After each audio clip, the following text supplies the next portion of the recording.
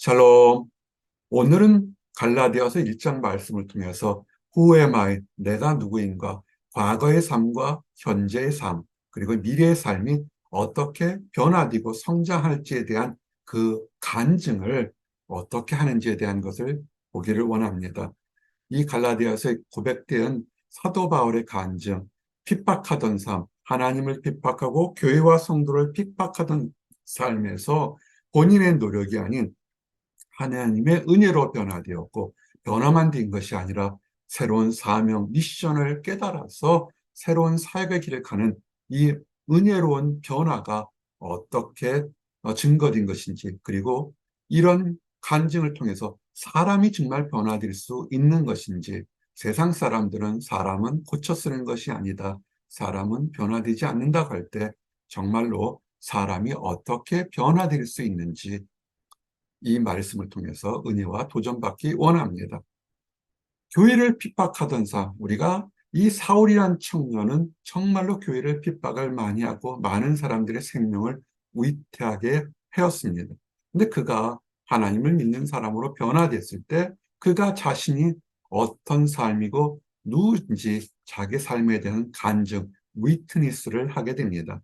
그런데 그가 첫 마디가 뭐냐면, 내가 변화된 것은 어떤 내 자신의 고통이라든지 나의 경험이 아니라 하나님의 뜻으로 변화됐다는 것입니다.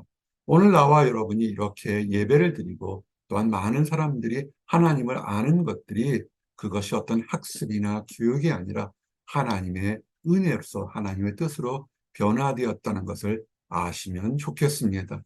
그래서 사도 바울은 좀 더 구체적으로 내가 사람에게서 어떤 교육을 받은 것도 아니고 학습을 통한 것이 아니라는 것입니다. 우리가 성경 공부, 교재를 공부하거나 어떤 과제를 공부하는 것은 믿음에 성장시키는 계기는 되지만 그것으로 사람을 변화시키지는 못합니다. 이단들은 무슨 학습이라든지 무슨 단계란지 20단계, 40단계를 거치게 되면 하나님의 제자가 된다 얘기하는데, 거기는 굉장히 주의할 것이 있습니다. 오늘 말씀은 뭡니까? 오직 예수 그리스도의 계시로, 오직 하나님의 은혜와 하나님의 인도하심으로 우리가 크리스찬이 되었다는 것입니다. 하나님을 안다는 것입니다. 이 말씀을 통해서 우리가 알 수 있는 것은, 그렇기 때문에 크리스찬 중에서도 성숙한 사람이 있고 좀 아직 부족한 사람이 있을 때 이것을 너무 판단하거나 정죄할 필요가 없다는 것입니다. 왜냐하면 그렇게 변화되게 한 것은 거룩한 하나님의 크신 뜻이기 때문에 아직 부족하지만 하나님의 뜻이 때가 되면 다 이루어질 거니까 하나님의 마음으로 인내하고 바라보고 서로 사랑하고 존경해야 된다는 말씀도 또한 포함되는 것입니다. 그가 얘기합니다. 간증할 때 중요한 것은 과거의 모습을 짤막하게 간단하게 얘기해야 되는 것입니다. 내가 하나님을 알기 전에 그는 사울은 얘기합니다. 나는 거룩해서 하나님의 택함을 받은 것이 아니었다. 나는 핍박자였다. 나는 유대교에 있을 때 하나님의 교회를 그릇된 신념으로 해서 하나님을 심히 핍박했다. 죄인이죠. 그리고 이를 통해서 씻을 수 없는 과오를 범했습니다. 생명을 위태게 하고 생명을, 사람을 죽이는데 찬성하는데 정말 못된 짓을 해왔습니다. 정말 이런 것들은 세상적으로 이렇게 한번 과오가 있으면 나중에 변화된 삶을 살아도 그게 허물이 남아서 인정하지 못할 터인데, 그런데 변화가 하나님 안에서 있을 수 있었다는 것입니다. 사도 바울이 왜 실수를 했었을까요? 왜 핍박자가 되고 잔혹한 사람이 되었냐면 그릇된 종교적인 열심 때문에 그렇습니다. 현대 세상은 종교에 대한 것이 아주 무지하고 관심이 없는 무관심이 있거나, 아니면 일부의 사람들처럼 이단에 빠지는 것처럼 그릇된 종교적인 열심 때문에 너무나 잔혹해지는 것을 보게 됩니다. 이 사도 바울, 사울이었을 때 그는 다른 사람들보다, 다른 나이 많은 사람들보다 더 열심히, 젊은 청년과는 비교할 수도 없을 정도로 굉장히 유대교를 지나치게 믿어서, 본인 얘기에 지나치게 믿어서 조상의 전통에 열심을 했습니다. 조상의 전통의 교훈을 받는 건 좋지만 조상의 전통의 교훈의 가치가 이만큼이라면 하나님의 가치는 그 뜻을 막을 수 없는 엄청나게 큰 것인데 작은 것에 집착해서 큰 것을 받지 못하는 것입니다. 우리가 현대를 살아갈 때 자기 인생과 미래를 볼 때 나의 판단에 작은 그 열심에 집착해서 하나님이 주시는 큰 미래의 비전을 받지 못하는 연약하고 안타까운 사람들이 있습니다. 사울도 그랬던 것입니다. 이 종교적인 열심은 우리 삶에서도 적용할 수 있습니다. 종교적인 열심을 통해서 하나님 말씀을 보지 못했고 세상적인 유혹의 열심 때에서 하나님의 은혜와 사명을 깨닫지 못합니다.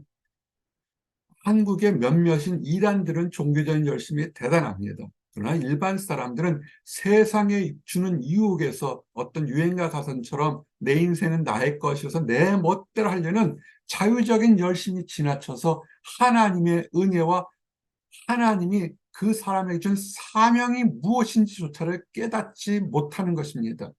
오늘 우리가 나누고 싶은 것이 뭐냐면 우리가 누구인지 알면 우리에게 부여된 사명도 무엇인지를 깨닫고 실천하라는 얘기를 위해서 이 말씀을 증거했습니다. 그렇게 못했습니다. 이 사람이 나중에 하나님을 몰랐다면 변절자요 궤변자라고 욕을 듣고 손가락질 할 텐데 그런데 놀랍게도 그 모든 것을 다 인정을 합니다. 그렇죠. 세상 사회에서는 그가 변절자고 그가 못된 짓을 하는 사람입니다. 그런데 그런 것을 다 알면서도 나의 삶이 변화된 것을 인정하는 것을 뭐하냐면 돌이켜 보니까 모태부터 아주 오래전부터 나를 택하시고 인정하신 하나님의 은혜가 있었다는 것입니다. 여러분들이 보스턴에 온 것, 또한 여러분들이 함께 예배를 드리는 것, 여러분이 다른 믿는 사람에 있던 것이 그냥 온 것인 줄 아십니까? 다 이유가 있었습니다. 그 이유를 통해서 하나님을 알지 못하는 천둥벌거숭이였던 사람이 하나님을 발견하고 새로운 사역을 주기를 원했던 것. 아니면 하나님을 믿는 집안에 컸던 사람은 또 이 유학생활, 이민생활의 어려움을 통해서 내가 삶에 어떻게 하나님과 사람 사이에 징검다리 역할을 할지는 그런 거룩한 헌신을 깨닫는 그런 사명을 주기 위해서 불렀던 것입니다. 사울이 깨닫지 못했었죠. 그는 종교적인 열심으로 그 열심은 사람들을 잡아 죽이는 거였습니다. 기세등등하죠. 아무리 그 종교적 열심이 커도 다른 사람들의 생명을 위태롭게 하는 것은 한 번쯤은 생각해 봐야 될 텐데 그가 다메섹에 가서 또 하나님을 믿는 사람들을 잡아서 큰 해를 끼치러 갔습니다. 그럴 때 돌연 하늘의 빛이 혼자 가지 않았죠. 여럿이 함께 갔을 때 돌연히 하늘에 빛이 있어서 큰 소리가 납니다. 빛과 큰 소리가 나서 사울이 그 가다가 쓰러져 버렸습니다. 그럴 때 소리가 나면 사울아, 사울아, 왜 내가 나를 핍박하느냐? 너무 큰 소리가 들리죠. 아무도 없는 데서 그것은 하늘에서 울리는 소리죠. 사울이 바르바르 떨면서 주여 누시니까 할 수 있는 게 어죠. 그럴 때 들리는 음성이 네가 핍박하는 예수니라. 사울의 종교적인 열심은 어떻게 나사렛에는 촌동에 온 예수라는 청년이 하나님의 아들이 되겠느냐, 이스라엘의 왕이 되겠느냐. 설사 그렇다 칠지라도 어떻게 그가 십자가에 죽었다가 부활할 수 있느냐. 이건 말도 안 된다. 상식적인 생각에서는 이해가 되지 않는 거죠.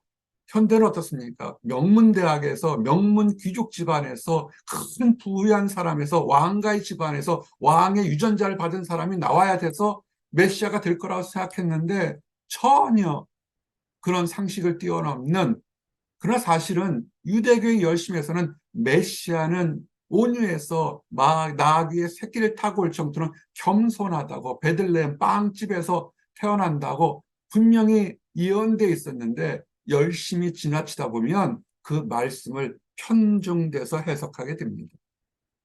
그래서 그가 놀랐습니다. 예수님이 살아계셔서 이 얘기를 하니까. 그래서 고민하면서 눈이 멀게 되죠.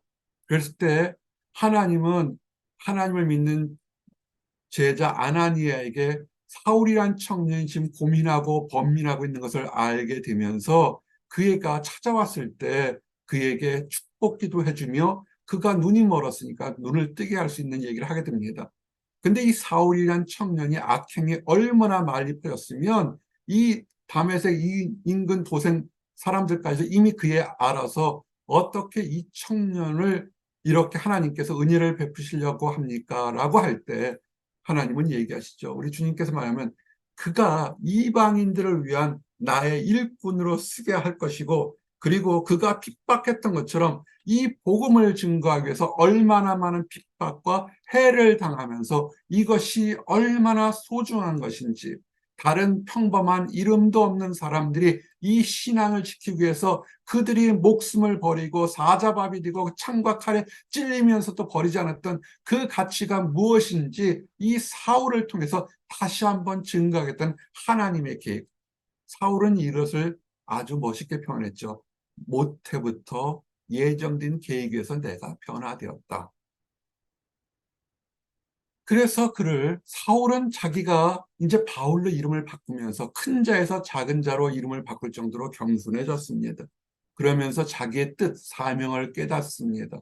내가 이방인들, 하나님도 모르고 예수님도 모르는 그들에게 복음을 전하기 위해서 나를 부르셨다는 것을 알았을 때, 자기의 미션을 깨달았을 때 그가 했던 것, 참 중요한 것인데 혈육과 의논하지 않고, 왜냐하면 하나님을 믿지 않는 혈육과 의논하게 되면 타협하게 됩니다. 세상과 타협하거나 또는 회유가 됩니다. 그러거나 또는 먼저 사도된 사람들, 사람을 쫓아가서 내가 지금 본 것이 맞냐 틀리냐를 하지 않고 그는 아라비아 광야로 가서 3년 동안 하나님 말씀을 다시 공부 시작합니다. 그래서 우스갯소리로 신학대학원, 목회자 과정이 3년이라는 과정이 여기서 나왔다라는 얘기도 합니다. 이거는 잘 모르겠습니다.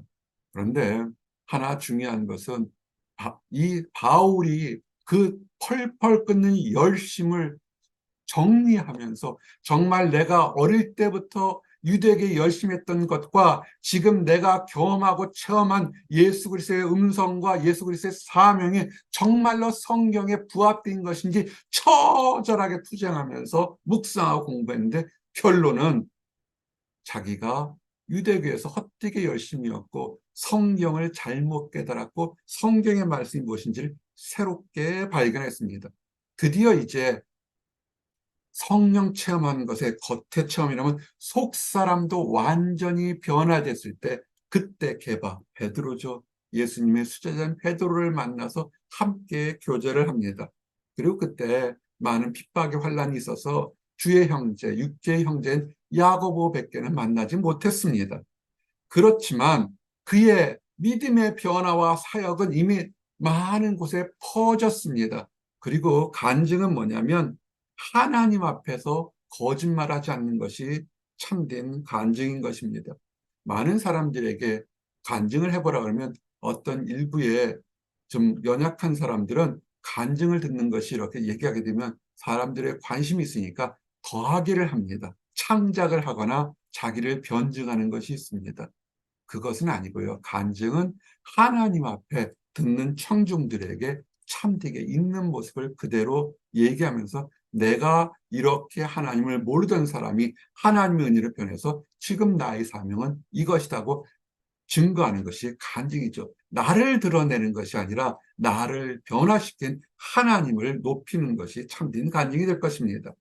그래서 그가 개발을 만나고 주님의 사람들을 만난 것은 뭐냐면 사람들에게서 사울이 바울을 뵙게 한 것은 하나님의 은혜라는 것을 검증과 확신과 서로 격려가 되었습니다. 그래서 그는 자기가 깨달은 그의 미션에 따라서 예루살렘에 있지 않고 수리아 이방 지역으로 떠나갑니다. 우리가 미션을 깨달으면 실행을 하셔야죠. 우리가 예수를 만나고 예수님 안에서 거듭났다고 그러는데 그냥 잘하지 못하는 사람들이 있어요. 그냥 예전과 똑같이 잘 먹고 평안하고 우리 집 건강하고 똑같아요. 예수 믿기 전과 예수 믿고 난 지금의 비전이 똑같다면 그건 한 번쯤은 정말 생각해 보셔야죠. 사도 바울처럼 3년 동안이라도 철저히 공부해서 내가 비전이 무엇인지 정말 하나님을 제대로 만났는지 돌아보셔야 됩니다. 사도 바울의 비전은 뭐였습니까? 이방 땅으로 가라는 것이었습니다. 그는 순종합니다. 그의 판단으로 이방 땅으로 가게 되면 인정받지 못하고 핍박과 어려움이 있을 걸 알지만 그는 갑니다. 그들이 얘기하는 것처럼 유대 교회들이, 이방 땅에도 유대인들의 교회들이 있었습니다. 근데 그들이 게바나 다른 베드로나 다른 사도들은 다 하니까 다 가게 되면 웰컴을 하지만, 사도 바울은 무명의 사람이지만 알지를 못합니다. 얼굴을 알지 못하니까 환영받지는 못하죠. 그런데 그의 행동한 것은 이미 널리 전파되었습니다. 무엇으로 전파되었냐면, 그를, 하나님을 믿고 예수를 믿는 것을 핍박하던 자가 그 믿음에 강력하게 변화되어서 오히려 전도자로 삶이 완전히 변했다. 정말로 거짓이 아니다. 그것은 참이다. 이런 것이 변했던 것입니다. 이것이 간증이죠. 그래서 사도 바울이 얘기하고 사람들이 다 찬양을 하는 것입니다. 사람은 고쳐 쓰는 것이 아니다는 속담이나 속설이 있지만, 그러나 사람이 변화될 수 있는 한 가지의 능력은 뭐냐면, 예수님을 만나게 되면 그 사람이 과거에 어떠한 사람이든지 더욱더 거룩되고 멋있고, 사명, 인생의 삶의 목적이 무엇인지를 변화되는 삶을 살게 된다는 것입니다. 말씀을 정리합니다. 은혜로운 간증을 하고 계십니까? 은혜로운 삶의 간증을 한다는 것은 여러분 삶의 미션이, 비전이 무엇인지를 뚜렷이 알고 있다는 것입니다. 하나님께서는 우리가 하나님의 자녀가 되고 난 다음부터는 모든 믿음의 사도들이나 믿음의 선들처럼 삶의 간증을 줍니다. 풀타임으로 사역을 하든 파트타임으로 사역하든 우리는 세상에서 빛과 소금의 역할을 하려고 우리를 부르셨다는 것이, 이것이 미션입니다. 그리고 우리는 이 땅에서 왕 같은 제사장으로서 당당하게 살아가야 됩니다.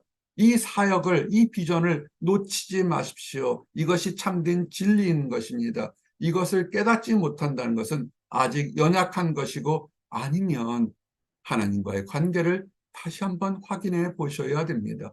믿기 전과 믿고 난 이후에 똑같이 여전히 세상 사람들처럼 먹고 마시고 눕는 것에 대해서 인생의 전념이라면, 그것은 아직은 깨닫지 못했을 것입니다. 공중에 나는 새를 보라, 들에 핀 백합화를 보라.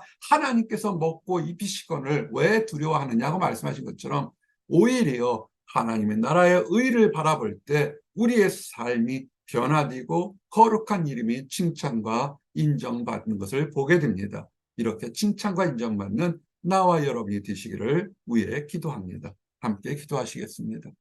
하나님 감사합니다.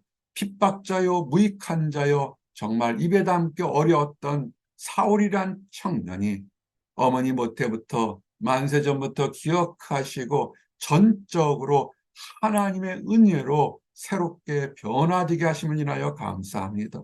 아버지, 변화를 주을 때 그 속에 새 생명을 주셔서 그가 앞으로 어떻게 살아가야 될지, 무엇을 살면서 기쁨과 보람과 소망을 갖는지 뚜렷한 삶의 비전을 깨닫게 하심을 인하여 감사합니다. 오늘 함께 예배드리는 우리 성도들, 하나님 안에서 인생의 비전과 미션이 무엇인지를 잘 깨달아 오늘도 감사, 내일도 감사, 주님께서 부르시는 날까지 감사와 찬양하는 거룩한 삶을 살도록 허락하여 주시옵소서. 아직 하나님을 알지 못하고 안다고 하지만 그릇된 종교적인 열성 때문에 오히려 핍박자가 되거나 회방자가 되는 안타까운 삶을 사는 사람들이 있습니다. 아버지, 이 사람들까지도 불쌍히 여기시는 줄 압니다. 먼저 하나님을 발견한 우리들이 참된 간증과 참된 삶의 모습을 통해서, 빛과 소금의 모습을 통해서 그 사람들에게 하나님을 아는 계기가 도전이 되게 하시고 하나님의 은혜를 부어줘서 전적으로 변화되어서 축복의 사람으로 변화시켜 주시옵소서. 늘 감사드립니다. 예수 그리스도 이름 받들어 기도드렸습니다. 아멘.